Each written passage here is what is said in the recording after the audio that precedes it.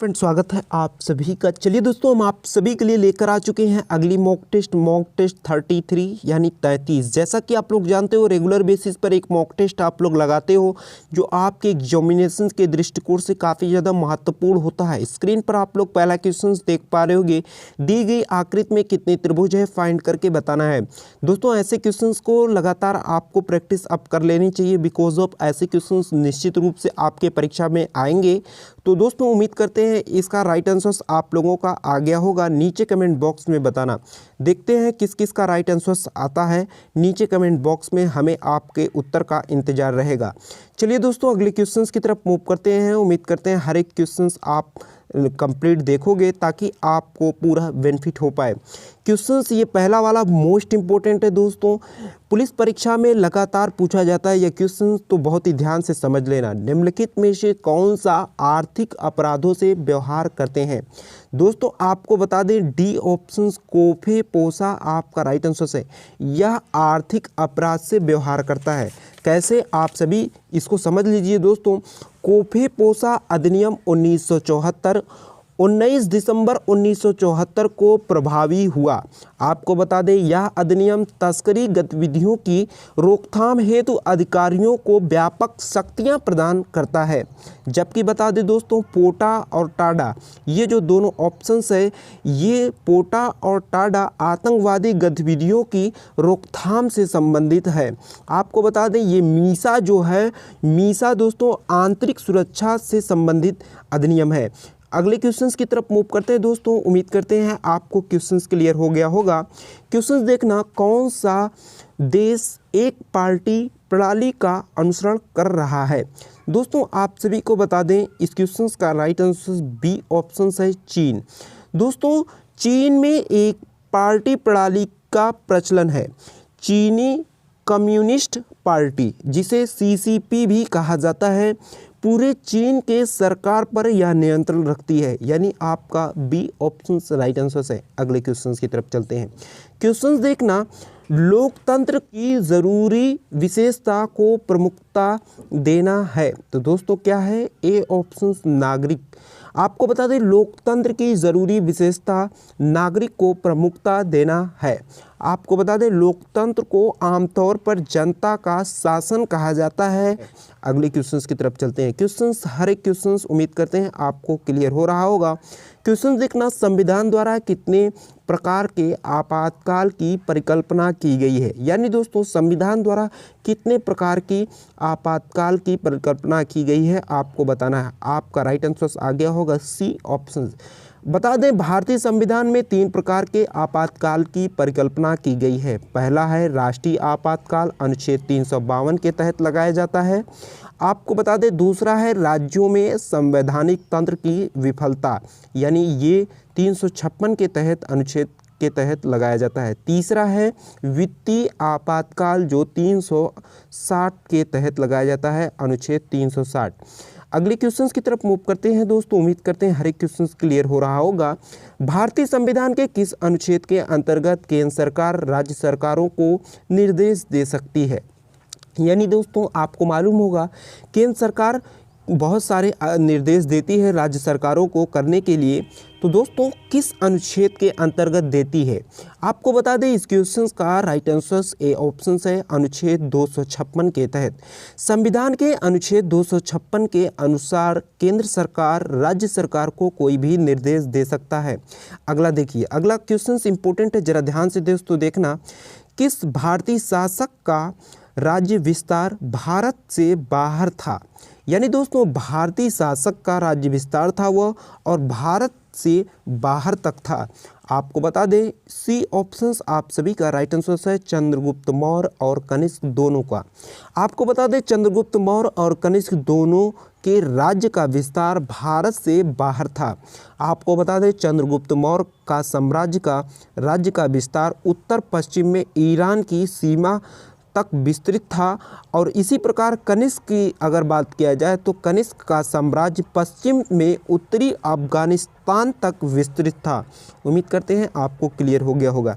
अगले क्वेश्चंस की तरफ मूव करते हैं। क्वेश्चन देखना, बिम्बसार निम्नलिखित राजवंशों में से किसके संस्थापक थे? दोस्तों आप सभी को बता दें हर्यंक यानी ये आपका राइट आंसर है सी ऑप्शन।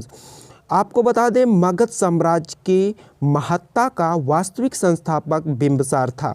बिंबिसार हर्यंक कुल से संबंधित था। अगले क्वेश्चंस की तरफ मूव करते हैं। उम्मीद करते हैं आपको क्लियर हो रहा होगा।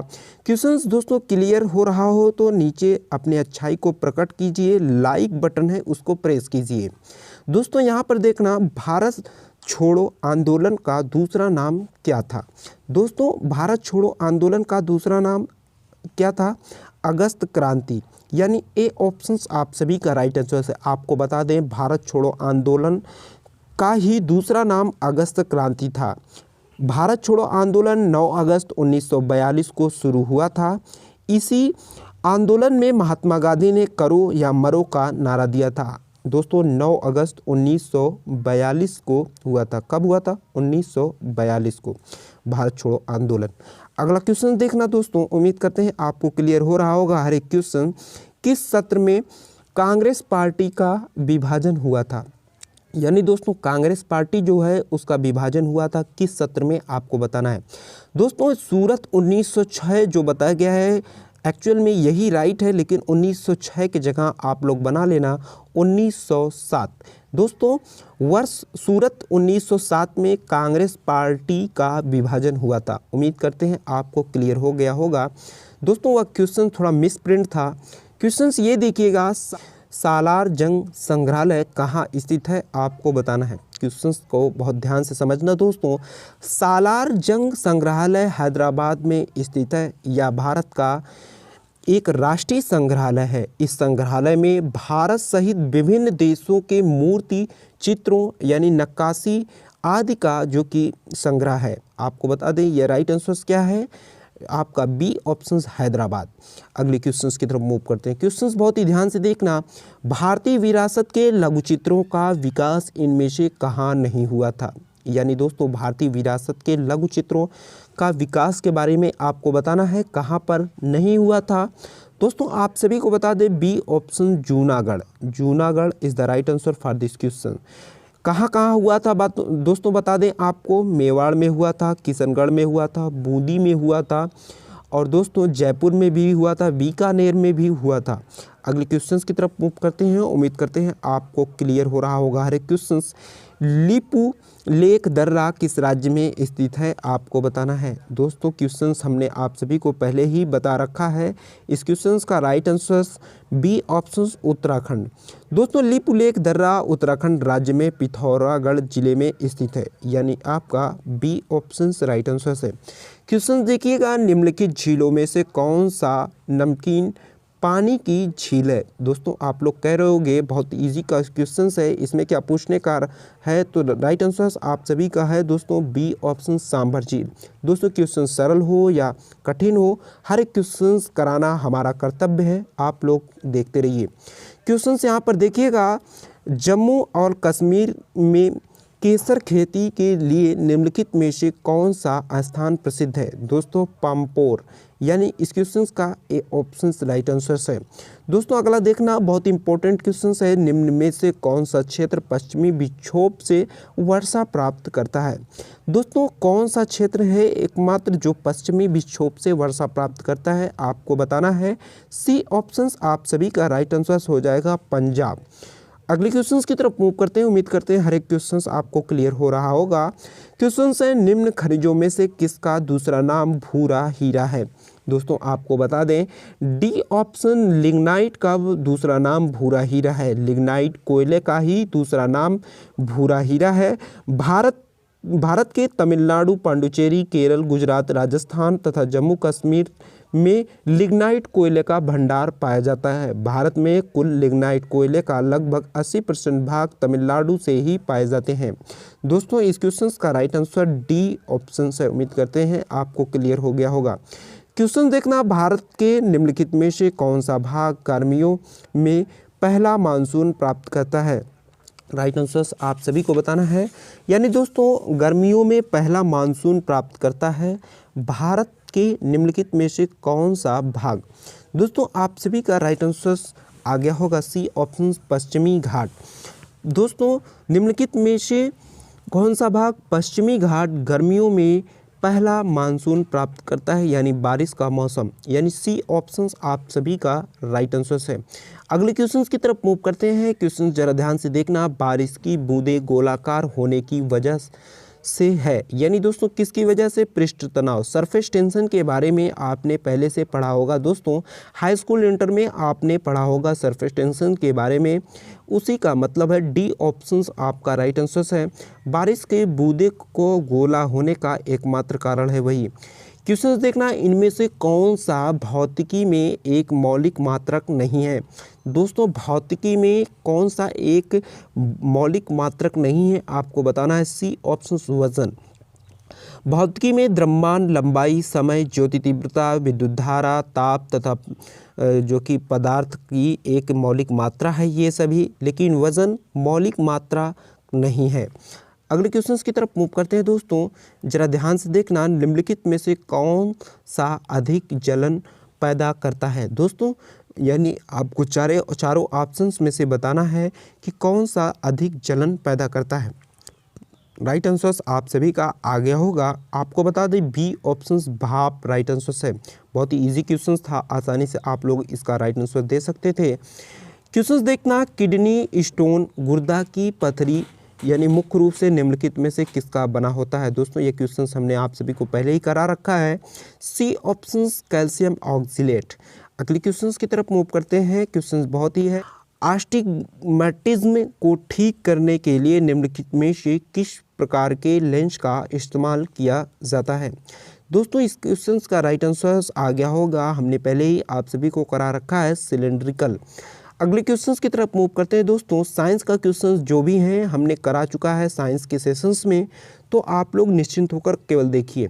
पृथ्वी के वायुमंडल में सबसे प्रचुर मात्रा में निष्क्रिय गैस कौन सी हैं आपको बताना है। तो आपका राइट आंसर आ गया होगा दोस्तों सी ऑप्शंस आर्गन। आर्गन दोस्तों सबसे नरम धातु है, राइट आंसर आप सभी का आ गया होगा। डी ऑप्शन सोना सबसे नरम धातु है। अगले क्वेश्चंस की तरफ चलते हैं। निम्नलिखित में से किस गैस का उपयोग वनस्पति तेल से वनस्पति घी के निर्माण में किया जाता है? यानी गैस का प्रयोग बताना है आपको कि वनस्पति तेल से वनस्पति घी के निर्माण में किया जाता है किसका प्रयोग आपको बताना है दोस्तों। आपका राइट आंसर आ गया होगा हाइड्रोजन। दोस्तों हाइड्रोजन गैस का उपयोग वनस्पति तेल से वनस्पति घी के निर्माण में किया जाता है। जी हाँ दोस्तों, अगले क्वेश्चंस की तरफ मूव करते हैं। उम्मीद करते हैं हर एक क्वेश्चंस क्लियर हो रहा होगा। वातावरण की कौन सी परत ओजोन स्फीयर भी कहलाती है? तो दोस्तों कौन सी परत कहलाती है आपको बताना है। आपका राइट आंसर आ गया होगा स्ट्रेटोस्फीयर।